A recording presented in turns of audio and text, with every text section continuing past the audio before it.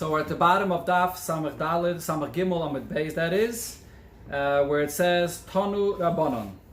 Okay, so the last thing we learned on Friday, the Gemara was discussing a case where you have a very, very small piece of material, like a Ibn Mashuhu, that could become Tameh, and the Gemara learned out whether it's a tiny piece of jewelry, we learn from the tzitz that it becomes Tameh, whether it's a small piece of material, we learn from the pasuk Oy Beged that it becomes Tameh. That's what we learned on Friday. So the Gemara continues on this subject, and the next Amud of the Gemara will be discussing halachas that are connected to Tum and Tara. As we see in Masechta Shabbos, every so often we veer off into Tum and Tara subject. Dr. Gemara Tanara Bana, we learned in Abraise, Orig Kol Shuhu, if you have a little piece of Orig, that's a little piece of woven cloth, Tome, it's susceptible to Tome. Tachshit Kol Shuhu, if you have a little small piece of jewelry, Tome, it's also susceptible to Tome. Orig V'tachshit, if you have a little piece of woven cloth and then part of it is not woven and it's sort of like a piece of jewelry, so it's both partially woven and partially a piece of jewelry. Kol Shuhu, very small piece, Tame, it's also Tame. Then the Braisa says, Musaf sak ala beged, a sack cloth, which the Gemara will soon say that the sack cloth is made of goat's hair, so that has an additional stringency more than a garment. Shetame mishum orig, that it becomes tame when it's woven. The Gemara is going to soon question this. This is a statement that really doesn't make any sense at face value.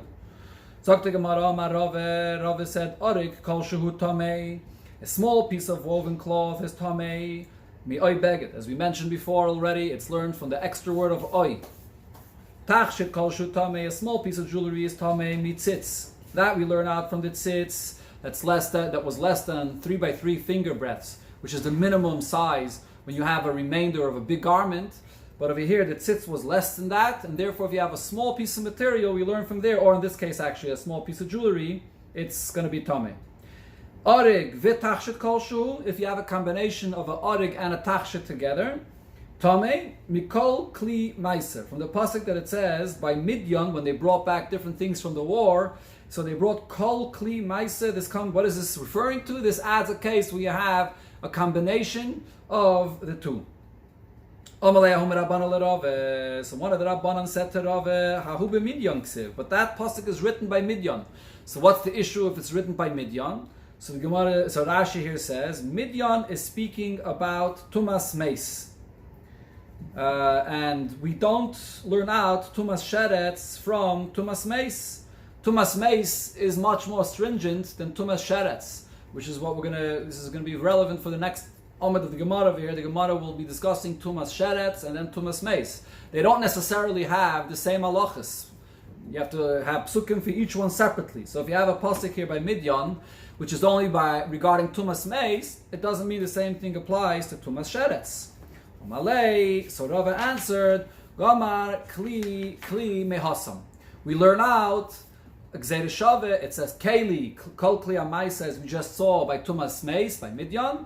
It says the word Keli, as Rashi here brings the pasuk, Kol Kli Sheyasim Alacha by Shratzim. So therefore we compare the two, and the same halacha applies to Sheretz as well.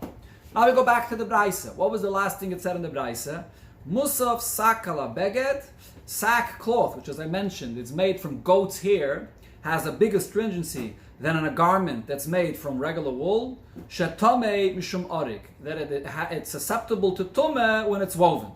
Frek the Gemara, what is it supposed to mean? Otu beged lav origu, and a garment is not woven, and it's also susceptible to tumah just as much as this sack cloth. So what exactly is the added stringency here? And for the Gemara, hachikama, this is what the Braisa means to say. Musaf sakala beged, there's an additional stringency regarding sack cloth more than a garment. Alpha pisha einoi orig, even if it's not woven, it's just a couple of hairs that are spun together from the goat's hair, tummy. It's also susceptible to tumah, right? So Rashi says the way to read the Braisa before is that musaf sakala beged shetame mishum orig, it's going to be susceptible like the tumah when it's woven. Even if it's not woven, it's just spun together, it's braided together, it's spun and then braided together, that is, it's going to be tummy.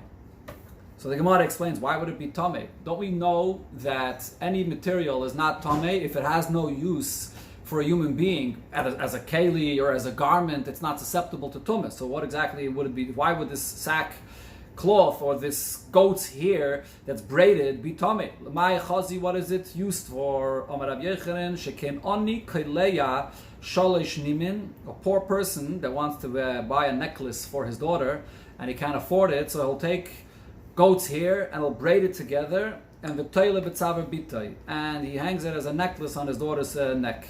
So therefore it is something that has some kind of a use for people that can't afford more. So now since we brought this up over here, the Gemara now is going to quote a pretty lengthy brisa, almost down to the bottom of this Amud, regarding this subject of the susceptibility of tumah regarding sack cloth, which again is goat's hair, and other details that come along with it. Let's see.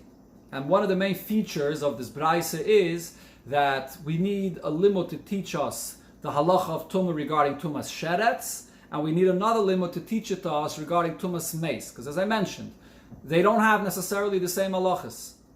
Each one is different, and we have to have a separate pasuk, as we'll see. Tana Rabbana, we learned in Abraham, says sak. It says in the pasuk by a sheretz. It says a sak. Ainly yellow sack, so I only know that the sack cloth that's made into a sack will be tamei. How do I know to include kilkli and chavak, which, as Rashi explains, is also made from goat's hair, and it's kinds of straps that are used for the harness or for the saddle of the animal. One is used on the kilkli is on the top, the chavak is on the bottom, on the belly of the animal. So they're not exactly used as a sack is, but how do we know that this kind of material used in this way is also tamei?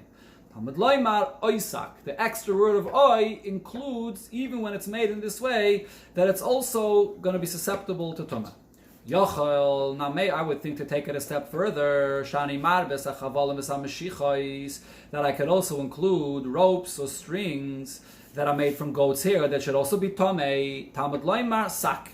So, but the pasuk says sak, which tells me that only if it's used, as we said before, braided for a person to wear, or in this case for the animal to use for the harness or the saddle, but not stam a rope or a string, that's not included in this. Ma sak tovi ve'orig, just like the sack is spun and woven, avkol, so too tovoi ve'orig, if it's spun or woven, that's when it's susceptible to tumah.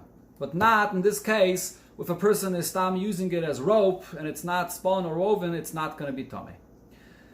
Now, this is all what it says regarding tumas sheretz. Now, as I mentioned, we're going to turn to tumas meis. By meis, it says in the pasuk, "V'chol kli oir v'chol ma'aseh izim tischato." So you have kli oir made from the hide of an animal, and ma'aseh izim, it's made from goat's hair. Tischato, you have to be metayired. So what is this pasuk coming to teach me? L'rabais es hakilkeli v'sachevek.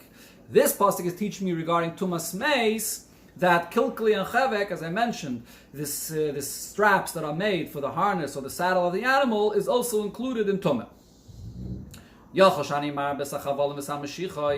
Now I would think over here we ask the same question regarding tumas meis. Do we take it a step further and also include ropes or strings? Vidino, and I would say that there's a kavachaymer to be made over here. What's the kavachaymer? Now the Gemara is going to say there's a kavachaymer to learn from tumas sheretz, that whatever din applies to tumas sheretz, I should apply the same by tumas meis. This goat's hair is tamei by sheretz, and it's tamei by a mace as well. We had a pasuk for each one. Just like one of these, it's tamei by the tumah of sheretz. It's only tamei if it's woven or it's spun and woven. So too when it comes to a mace, when we had a pasuk to include also the goat's hair, it has to be spun and woven. So if we're comparing the two, we're not going to need an extra pasuk to exclude ropes and strings by Tmei Meis. Because I just compare it to Tmei Sheretz, just like by Tumas Sheretz, we exclude ropes and strings. So to by Tmei Meis, I'm going to exclude it in the same way. So the Braisa that is actually says, no, Hain, is this a good comparison? Could we just compare Tmei Meis to Tumas Sheretz? Im hekel b'tmei sheretz, if we find that the Torah is being lenient regarding tumas sheretz, shehi kala, which is a lighter tumah, person that becomes tummy with a sheretz, what does he have to do? Goes to the mikveh, and that night he's tired. He can eat truma, whatever he wants. So tumas sheretz is just a tumah for one day. Nakul b'tumas hameis shichamura. Does that mean that we're going to be just as lenient by tumas meis, which is more stringent? The person has to wait 7 days to become tired. So we can't compare them at all. So therefore the Braisa says, Talmud loymar, beged v'oir l'gzeira shava. So we have l'gzeira shava now between tumas meis and tumas sheretz. And the Gemara brings the psukim. Nema beged v'oir b'sheretz. There's a pasuk where it says the words beged and oir regarding sheretz. Nema beged v'oir b'meis. And it also says beged v'oir by a meis. Ma beged v'oir ame b'sheretz. Just like the pasuk that it says regarding the tumah of sheretz. Loi timel tovi v'orig. We are only metame the tumah of the goat's hair. If it's spun and woven, av beged v'oir ame b'meis. So the Gzeira Shava teaches us that we apply the same by a meis. Loi time el tovi v'orig. We're only metame if it's spun and woven. And therefore that excludes what? The ropes or the strings that are not spun or woven, so therefore they're not included. Now the Gemara takes this Gzeira Shava and says we can learn from the Gzeira Shava the other way around. When it says beged and or by meis, so tumas meis includes also goat's hair, as we brought before the pasuk. By tumas meis, v'chol kli oir, v'chol ma'ase izim. It says clearly ma'ase izim. Av beged v'oir ame b'sheretz, so too by the tumas sheretz. Tome komaise izim. It's also tome goat's hair. Ein liela dovar haba mina izim. So now, up until this point, the Braisa is telling us that only goat's hair is susceptible to tumah. Minayin laraba is dovar haba miznafa sus, miznafa para. How about if you have something that comes from a horse's tail or a cow's tail? Would that also be susceptible to tumah? So that the Gemara brings back now a pasuk that's written by Tomei Sheretz, Oy Sak. We have the word Oy Sak. So the Gemara asks the obvious question here. This is the Gemara interrupts the middle of this Braisa. But before we said the extra word of Oy is teaching me that not only when the goat's hair is made into a sackcloth, but it's also used for the straps for the animal, which is what the kilkli and chavak is. That's what it comes to include. Now we're saying it's coming to include that even a horse's tail or a cow's tail is susceptible to tumah. So the Gemara explains, no, at this point, the Braisa is changing this. Why is that? Before the Gemara brought the Gzeira Shava to compare tumas meis to tumas sheretz, so then we needed the pasuk of Oisak to be marbe, kilkli, and chavek. Now that we have this Gzeira Shava comparing tumas meis and tumas sheretz, right? The Gemara just brought the Gzeira Shava of beged v'oir. So that Gzeira Shava already teaches me that all goats here is going to become tummy, right? Because by tumas meis it clearly says maise izim, which already includes the kilkali and the chavek. So we don't need the oisak to teach me that. So at this point, the Braisa comes back to say that the oisak is coming to be marbe, a horse's tail or a cow's tail. Now the Braisa goes further. I only have this pasuk of oisak to tell me that a cow's tail or a horse's tail is tomei. That's a pasuk that's written only by sheretz, right? And we're going to need a special limit by tumas meis. Who says we can compare them regarding this? The tumas meis minayin. How would I know that the same applies to tumas meis? So the Braisa now says, but v'dinu, you would be able to make a kavachayme.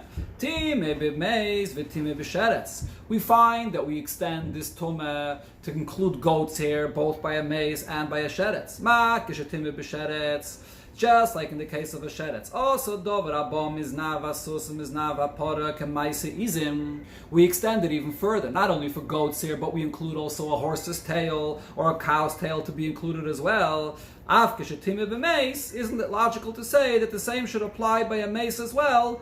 That also dover abom is nava susim is nava pare kemaisizim. That what comes that a horse tail or a cow's tail is similar to maisizim. We compare the two. Shouldn't we compare the two? So again, the Braisa over here says no. We could never come and just simply say we compare tumas meis to tumas sheretz. Hey, would this be true? Im herbe betumas erev shi merube. If we find that the Torah is adding more scenarios that are susceptible to tumah in the case of tumas sheretz, which is merube meaning it's more common. It's a kind of tumah that's more common. Narbe betumas shiva shehi muetes. Should we also increase the cases and the scenarios of tumah regarding tumas meis, which is for 7 days and it's not as common as this, shehi muetes, which is much less common? So again, the Gemara now brings up a new svara. We can't compare the two, tumas meis to tumas sheretz. Talmud Loima, therefore the Braisa again brings the Gzeira Shava, beged v'oir l'Gzeira Shava. The Gzeira Shava we mentioned before. Nemar beged v'oir b'sheretz, the Nemar beged v'oir b'meis. It says the words beged v'oir by meis and by sheretz. Ma beged v'oir amo b'sheretz. Also dover abom is nava susum is nava parik amaisi izim. We include not only goats here, but we also include a tail of a cow or a tail of a horse. Beged v'oir amo b'meis. The same also applies to tumas meis. Also dover abom is nava susum is nava parik amaisi izim. That we compare them, and so the conclusion over here is, after this entire lengthy brayse, the bottom line is that the tumah that there is by a mace and the tumah that there is by a sheretz do have the same halacha. It includes even goat's hair, it includes a cow's tail, horse's tail, but it's just a long complexity a little bit over here to get to that conclusion, but that's the bottom line. Now, the Gemara explains the following point, and just give a short introduction over here. There has to be, here this whole braise is based on the Gzeira Shava, right? We have the Gzeira Shava between tumas meis and tumas sheretz. The rule regarding Gzeira Shava is, when you have Gzeira Shava, you cannot ever ask any svaris against the Gzeira Shava. Gzeira Shava is a Kabbalah halacha l'Moshe Misinai. So there are no svaris to ask on Gzeira Shava. But here's the thing. Only if the Gzeira Shava is between two words that are open. They're not being used for anything else. They're extra words. If they're extra words in the Gzeira Shava, so then we can't ask any questions on this Gzeira Shava. If they're not extra words, so then the Gzeira Shava is susceptible to svaris for a person asking, could we in fact make this Gzeira Shava? Could we not make this Gzeira Shava? Because then you could use svaris. You can only not use svaris if there's no, if it's extra words. So let's take a look inside the Lashon of the Gemara. What are we holding over here? Umufne. So Zok the Gemara, the words that were used here for the Gzeira Shava are in fact extra words. The lav mufne, because if they would not be extra words, ikla mifrach. Then there's a question to be asked. You can't compare tumas meis to tumas sheretz. Ma l'sheretz, there's a stringency you find by tumas sheretz. Shekem tam b'kadasha. We had this already before in the Gemara. A tumas sheretz is susceptible to tumah even if it's as small as a lentil. Okay, which is when tumas meis has to be as large as a kezayis. Okay, so the Gemara here brings up yet another chumrah that we find by tumas sheretz that was not mentioned before. Before the Gemara mentioned that tumas sheretz is more common. Now the Gemara brings up actual chumrah. The fact that it's more common is not an actual chumrah. But here the Gemara says there's an actual chumrah we find by tumas sheretz that's not by tumas meis, and therefore this would refute even a Gzeira Shava, if the words used in the Gzeira Shava are not open, are not extra words. So therefore we must say that they're extra. Lai, yes, afnuye, mufni. They are extra words, and the Gemara now will explain why these words oir and beged are extra. Mechti sheretz is shechva zera. The tumah of sheretz is compared to the tumah of shechva zera. B'chsiv isha sheteitzi mimena shechva zera. Then the samach lay right near it. It says isha sheyiga b'chol sheretz. B'chsiv bebi shechva zera. Now we compare the two, and what does it say by shechva zera? B'chol beged, b'chol oir, asher yiyah olav shechva zera. So it says over there, by Shechva Zera, it says Beged and Oir. And Sheretz is compared to Shechva Zera. So Beged v'Oir, the Kasav Rachmana b'Sheretz Lomali. Why does the Torah have to spell out Beged and Oir by Sheretz separately if it says it by Shechva Zera and Sheretz is compared to that? Shema Mino la'afnuye. The only reason those words are there are they're open, they're extra words to be used for the Gzeira Shava that the Braise brought that we make the Tumas Meis. Fragt the Gemara, va'kati mufne mitzad echotu. So here the Gemara presses on a step further. So we know that the words oir and beged that are written by tumas sheretz are open. Who says the other words of the other part of the Gzeira Shava written by tumas meis are open? If not, so then we can still refute the Gzeira Shava, possibly. And the Gemara brings an argument about this. So, this is all good and well according to the opinion that says that if it's mufne mitzad echad, if there's an open word just on one part of the Gzeira Shava, lemeidin, you learn out, ve'ein meshivin, and there's no svaras that you can say to refute the Gzeira Shava. But there's another opinion that says that if there's only one word that's open on one side of the Gzeira Shava, but on the other side of the Gzeira Shava, the word is not open, you can learn the Gzeira Shava, but you could also refute it with a svara. What are we going to say over here, since we mentioned that there is a refutation to this Gzeira Shava? And for the Gemara, the meis nami afnuya mufne. The words oyer beged that are written by meis are also extra, for the same reason that we said that it's extra by tumas sheretz. Mechti latzi, meis is also iskish shechva zera. The tumah of meis is also compared to the tumah of shechva zera. The chsiv anegei b'chol tmei nefesh, and then it right away says oy ish asher teitzim mimenu shechva zera. And by Shechva Zera it says, as we quoted before, V'chol beged v'chol oyer. Beged v'oyer the kasar achmana b'meis lamali. Why does the Torah write the words beged and oyer by tumas meis? It's only there, it's open, it's extra to make the Gzeira Shava, to compare tumas meis to tumas sheretz. And like I said, that's the bottom line of this whole discussion here, that we compare tumas meis and tumas sheretz, that the stringencies by both are the same, that we include in the tumah also goats here, horse's tail, cow's tail. That's the final conclusion over here. Okay, that concludes this braisa and this discussion regarding tumas meis. A little bit more in connection to this. The Gemara now brings the pasuk that it says, "V'nikrav es karban Hashem Hashem matza klizov etz ada tzamid tabas ogil v'chumas." This is vanakriv, that is. Okay, vanakriv es karban Hashem. So this is the pasuk which describes various different types of jewelries that the Yidden brought in the war from Midian. So Rabbi Lazar describes, what is an ogil? Ogil is the tfus shel daden. Ogil is a kind of piece of jewelry that a woman wears on her breast. Chumaz is that tfus shel beis harechem. Chumaz is a piece of jewelry that a woman wears on her womb. Amar Rav Yosef, and Rav Yosef says, Ihachi, if so, if that's what it is, we can understand why the Targum uses the term machoich.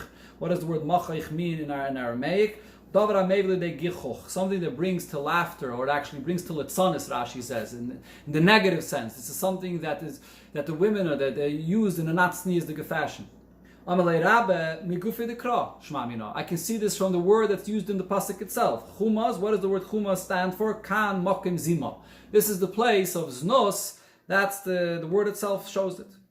Weiter over there regarding Melchemes Midian, what does it say? Vayiktzek Moshe Pkudei Achayil.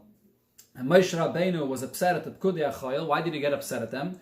Amar Rav Nachman, Amar Rabba Baravua, Amar Moshe Yisrael. Moshe Rabbeinu said to the Yidden there said, we're going to bring karbanis. We're going to bring karbanis from the things that we brought over here, the boot that we brought. We're going to bring karbanis. So Moshe Rabbeinu wants to know, why do you have to bring a carbon? What happened? Shema chazartem lekulkulchem barishain. Is it possible that you've returned to what happened before? What happened before? This whole came after the story of Baal Pa'or, where the daughters of Midian seduced the Yidden into an Averis. So Moshe Rabbeinu was questioning them. When you went out into war, did you go back into the same problem, and therefore you have to bring karbanis? Amrulai, they responded to Moshe Rabbeinu, no, that's not the case. Not one person died in war. Amalahan im ken kapara lama. So why do you have to bring a carbon to atone? Atone for what? Amrulais. So they said to Moshe Rabbeinu,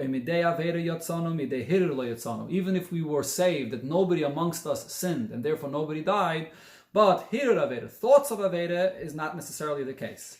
Nakriv is carbon Hashem. They brought the carbon of the Eibishter.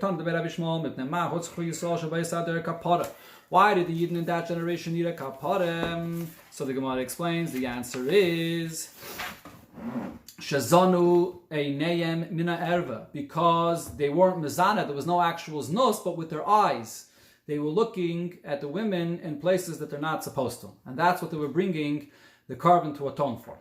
Rav Sheshes said, and this same concept, and this is a Gemara that we learned in Brachis,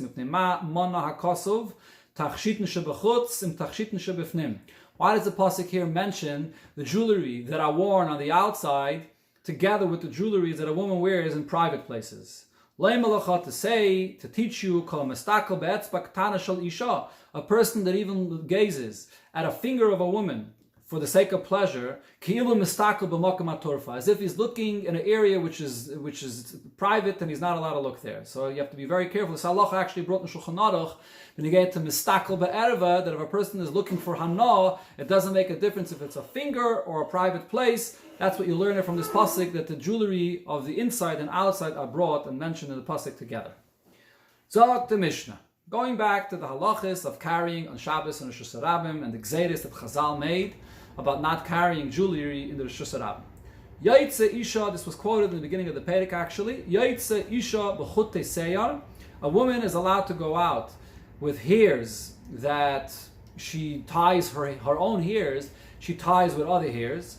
Beimishalah, whether it's her own hair that is now cut and she now uses it to tie up her hairs. Beimishal chaverta, whether it's her friend's hairs that she uses for this purpose. Beimishal behema, whether the hairs of an animal that she uses for this. In this case, we're not afraid that she's going to take it off on Shabbos and come to carry it. Right? As we learned before in the Gemara, that in the case of when a person goes to the mikveh, so we're afraid that different things that are braided into the hair, you might take it off. But not these hairs, because the water gets absorbed and it's not a chatzitza, so we're not afraid that she's going to take it off.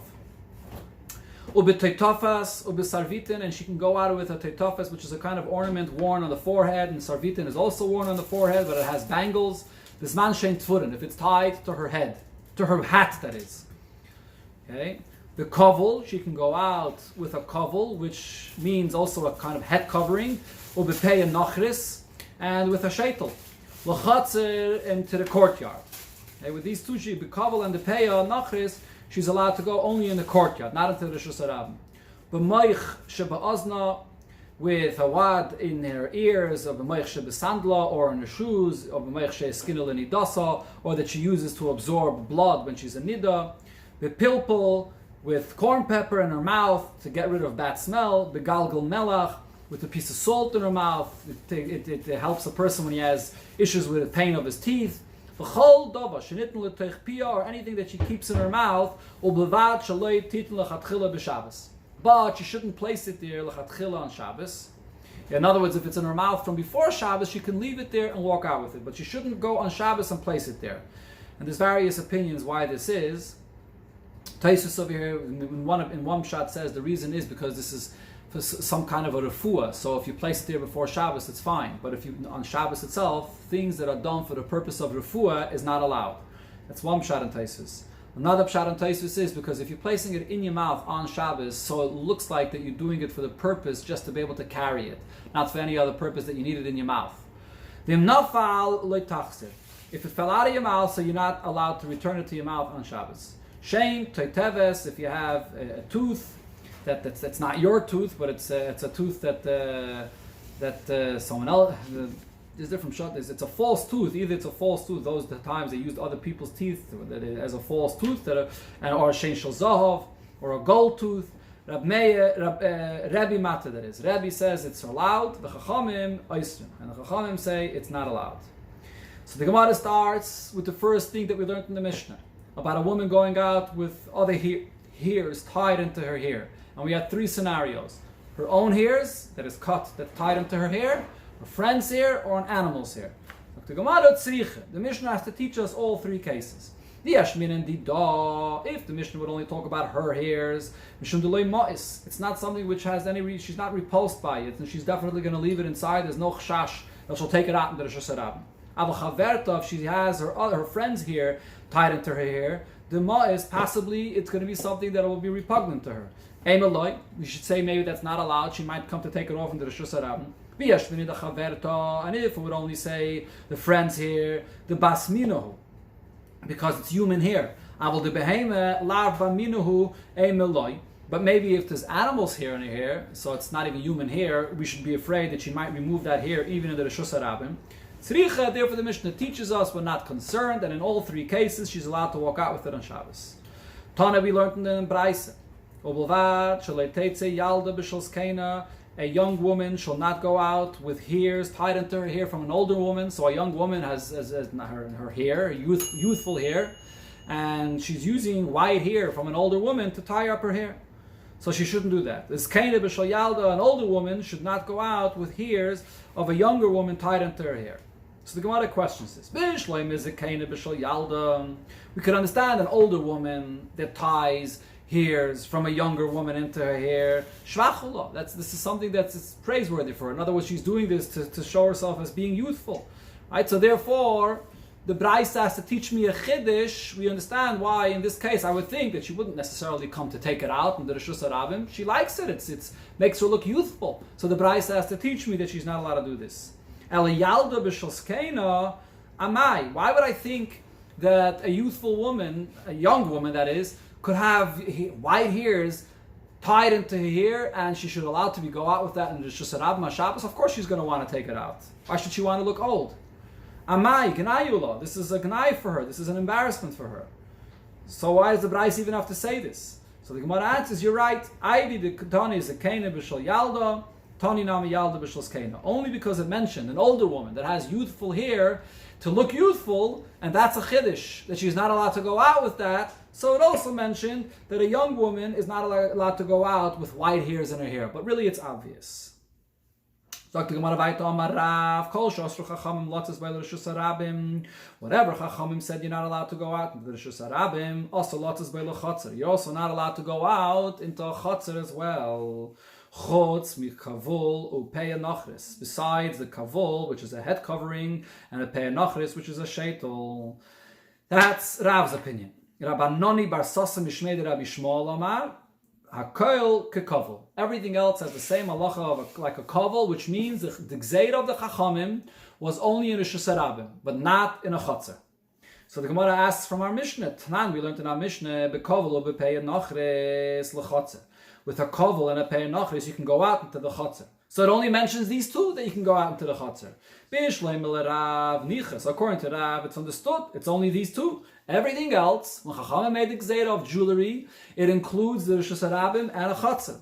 El Rabbanoni bar Sosain Kashya. Why did the Mishnah only mention these two? And for the Gemara, Rabbanoni bar Sosain Mishmei the man Kamalei. In whose name did he say what he said? Mishmei the Rabbi Shmuel bar Yosi. Rabbi Shmuel bar Yosi Tanahu Palik. Rabbi Shmuel bar Yosi was a Tana, and he argues with what it says in our Mishnah. Now the Gemara questions Rav's opinion. V'Rav Ma'ishno Hani. What's unique about the kavul, or the sheitel, the pei nachris, that Chazal limited their gzeira only to the Rishus Harabim and allowed a woman to go out with them in the courtyard? In order that a woman should not become disgraceful in the eyes of her husband. And even though Chachamim asa jewelry, and that included even in a courtyard, but they didn't asa everything. If they're going to say she can't even go out with a sheitel, she can't go out with a head covering, so then she's going to become ganayim. She's disgraceful in the eyes of her husband. The Tanya, as we learned a similar thing, we learned in Abraisa. V'hadava b'nidasa, a woman when she's a nida. Zekeinim arishayim amru. Because of this pasuk, the Zekeinim arishayim said, Shalei tikcha, v'lei tifka, v'lei tiskashit. She shouldn't put on any kinds of makeup, this color, another color, and she shouldn't beautify herself with big day tzivainim, with colorful garments. While she's a nida, she has to spend that time not to attract extra attention to herself from her husband. Until Rabbi Akiva came and taught and said, if this is what you're going to say, you're going to make a woman disgraceful in her husband's eyes. So her husband's going to come to divorce her. What does this mean? Binidasa tehei, she remains in her status as a nida chatovi b'mayim, until she tavels in a mikveh. But not that she has to take upon herself these things, not to adorn herself at all, not to be disgraceful in her husband's eyes. So we apply the same thing over here regarding Shabbos, that even if Chachamim did not allow the jewelry in a chotzer, but they did allow her to wear whether a head covering or a sheitel, so she shouldn't be disgraceful in her husband's eyes. Here on this Amud, the last tesis on this Amud, is the tesis that discusses what I mentioned already in the beginning of the Pedic, the big question that all the Rishonim discuss, and here tesis. Why is it that we see today all women walk with jewelry in the Rishus Harabim? What happened to the Gzeir of Chazal? So at first Tosfos says we paskin like Rabbanoni b'Reb Sosin, and he says that the Gzeir only applies to a Rishus Harabim and not to a Chotzer. So a Chotzer is a Carmelis, and he says that today most Rishus Harabims are a Carmelis, so therefore it's not an issue. Then he mentions, besides that today it's not the derech for the women to take off the jewelry and show it to anybody, so we're not chayshish that that's going to happen. I think I mentioned this already in the beginning. Al Tereb Shulchan Aruch brings both of these reasons and says that today it's okay. But it's interesting to point out that after Tosfos brings both of these reasons, if you could look at the bottom of the page, Tosfos says The soif davar, omru kadmainim du mutares latzes behen. The end of the day, and bottom line is the kadmainim said it's allowed. The mutav yushayigos va'al yiyim mezidos. Let them be doing it b'shaygig and not b'mezid. So if you're going to come and protest and tell women about the gzeir of Chazal, they're going to be amazed. So allow them to do it b'shaygig and don't say anything. That's the bottom line. In other words, it seems like that the way this began was this gzeir of Chazal not allowed women to wear their jewelry was something that was difficult for them to keep, and the women still were wearing the jewelry, and therefore the Kadmainim said, Mutav Yishayim Vayim Ezidim, which is an important message sometimes, benegayat to a takon of Chazal, not benegayat to something that's minat Torah. Benegayat to a takon of Chazal, we apply this concept of Mutav Shiyu Shaygin Va'al Yiyum Ezidim.